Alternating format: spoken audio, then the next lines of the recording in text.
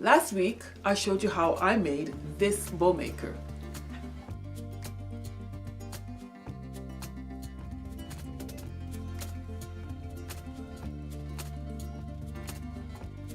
And this week, I want to share with you the techniques that I use to wrap my bow after I've made all my loops.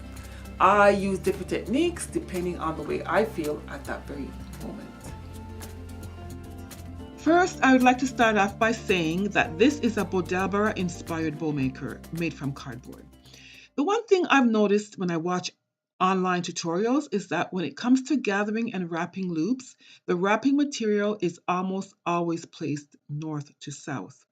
Personally, I found it just as easy to place the wrapping material, such as the wire, running east to west, like this.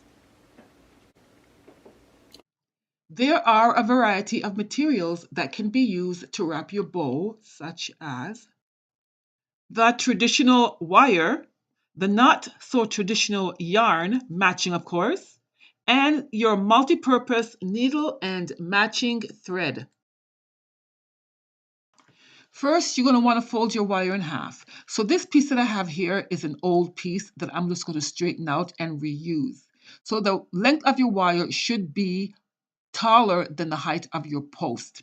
So I'm just going to reuse this wire, and so just pretend this is a freshly cut length of wire. After folding the wire, twist both ends closed. This is to make it easier to pass the wire through the opening and between both posts. I would put this end first. Just so you can get it through easy. See, it's going right through. It's better, and you could just rest it like that. If you're worried about the wire moving about while you work, you can tape both ends down while you make all your loops. So here is the open end.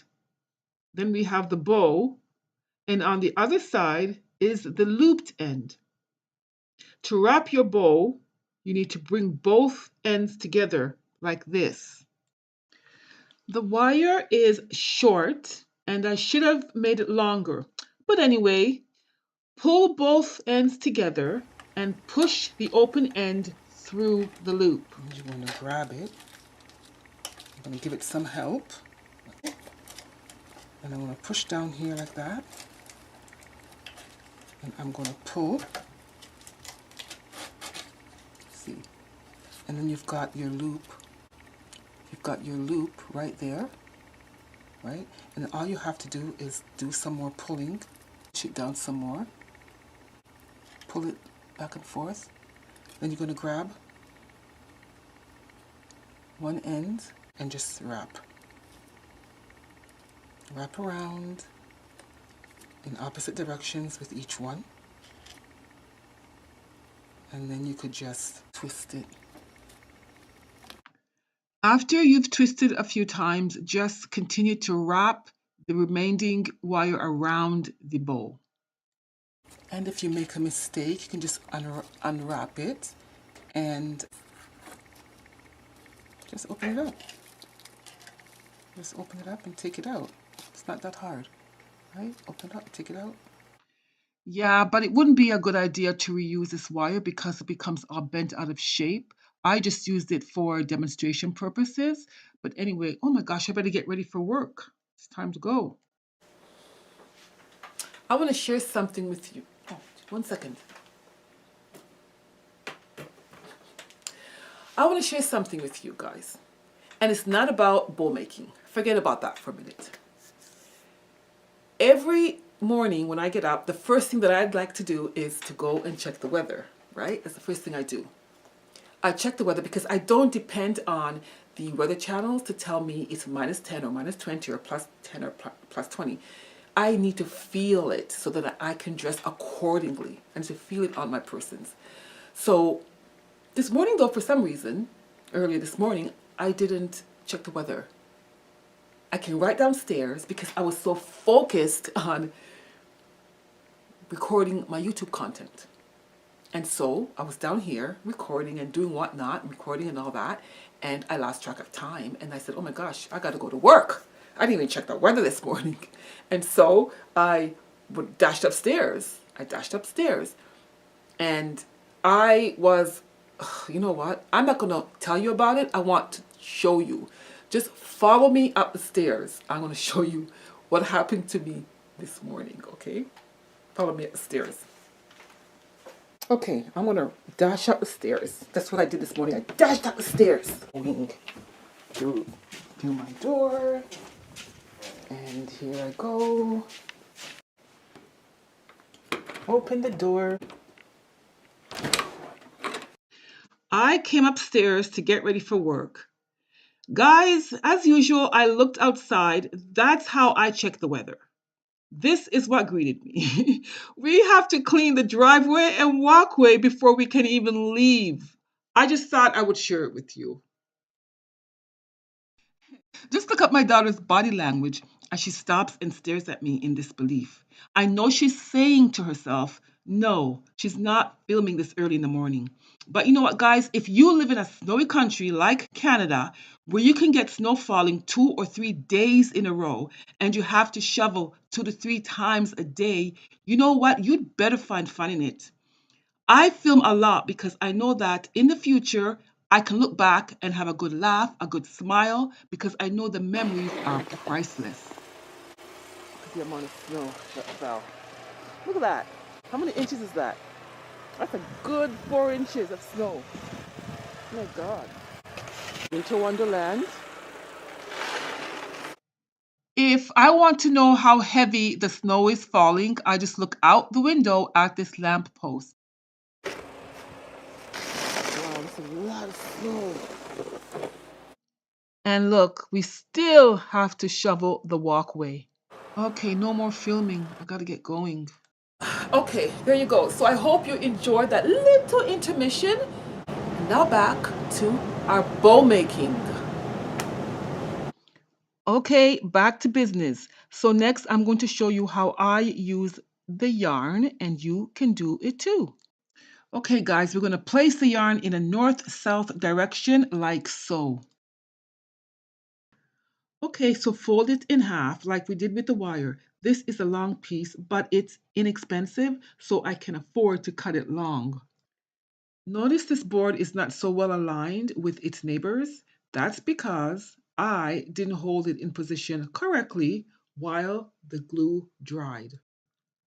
I love hot glue. Hot glue is an amazing product. I don't know if you noticed while watching how stable these cardboard pieces are at the base. This is because of the hot glue. Hot glue is so strong, but yet it gives it flexibility, flexible enough to bend ever so slightly to accommodate my bows. They remind me of the great skyscrapers. Did you know that skyscrapers are designed to sway with severe winds? Yes, that's how they make them.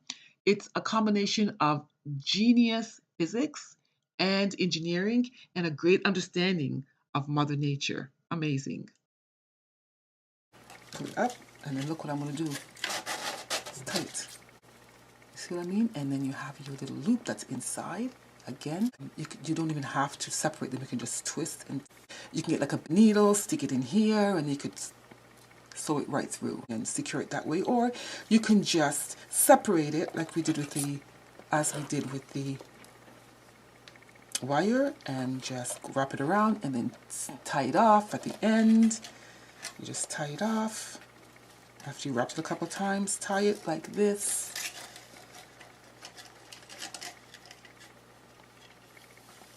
And tie it another time, one more time, and then snip it with your scissors. Snip. Right? Pretty easy, right? Pretty easy. Okay, that's another way. That's another way. What you can also do is you can get just a single string, make a loop, and then knot it off. Okay, place it in a north-south direction again. I'm going to put this back in.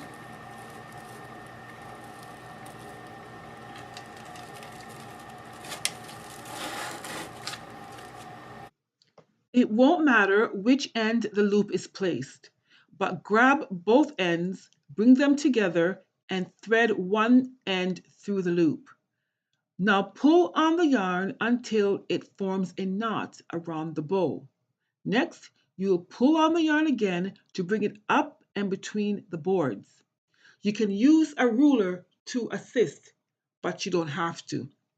Pull it up and you can twist and tie or knot as you wish to secure the loops. And here is another demonstration, and the nice thing here is that you won't need a lot of yarn because we're substituting the looped yarn for a folded one. Okay, let's try to secure the loops by placing the yarn in an east-west direction, like so. But I bet you're looking and you're saying, but that's impossible because the bow is looped along the same path, so to speak. But this is how we make it work. Take both ends of your yarn and reposition them so they now run diagonally like this, so that the yarn passes under the center of the bow right between the boards. Bring together, tie, and then pull out.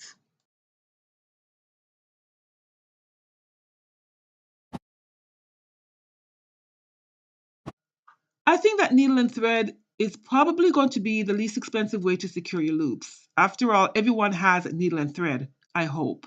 It will no doubt take a little more time and a little bit more effort, but I do think it's a less expensive option.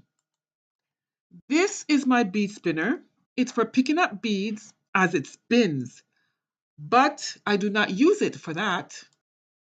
If you hand sew a lot, it serves as a fast and easy way to unwind your thread from the spool and then just as easily and quickly thread your needle.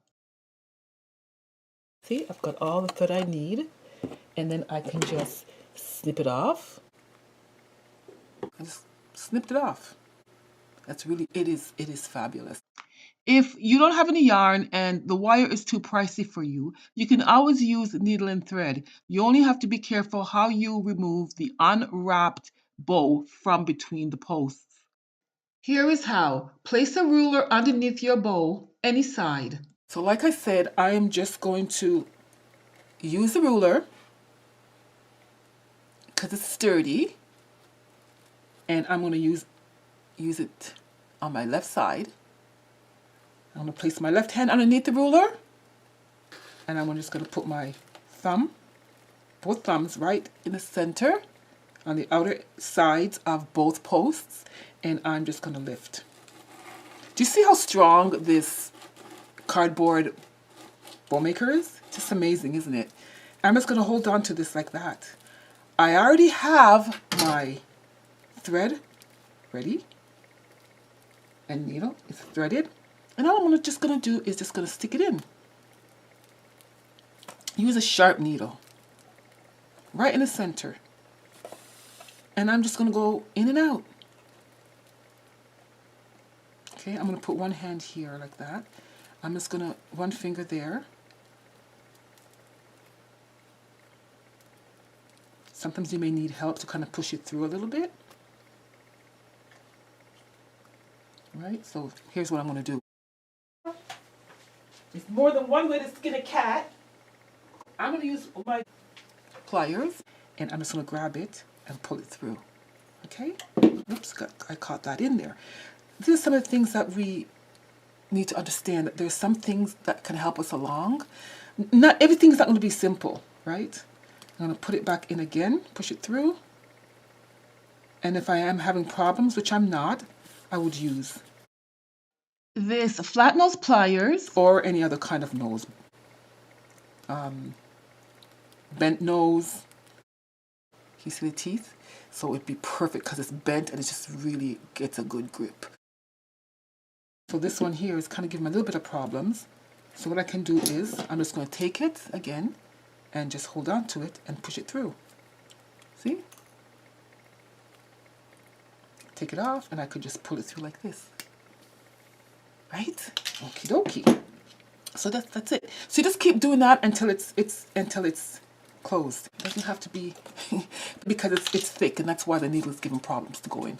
Okay, and that's it. That's how you can save a couple of dollars. I mean, I'm just giving you an idea, right? You don't have to. You can use your wire, or you can use your thread, or whatever you want. You can wrap it with this. It doesn't matter. To use anything you want. I'm just giving you some ideas as what you can do, because there's more than one way. Yes, there are certain small items in your home that can be used for other purposes other than what they were or are intended for, such as the pliers I just used to pull the thread through this thick bow, and the bow maker made from cardboard, or even the bead spinner that I use as a thread spinner. Do you see where I'm coming from? So if you really don't want to use the wire and you want to save a little money on the wiring and all that stuff, you could just, if you're good with the thread and needle, you could do that. And then you can add a band around the center, something like this.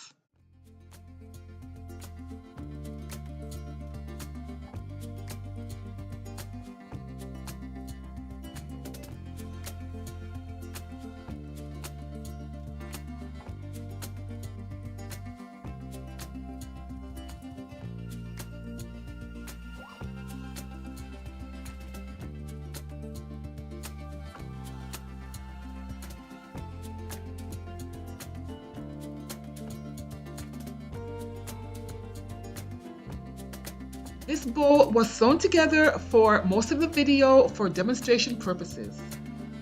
And here I am, finally completing the walkway. Stay inspired. Watch clever home hacks and feel-good ideas every week on Domestic Mix.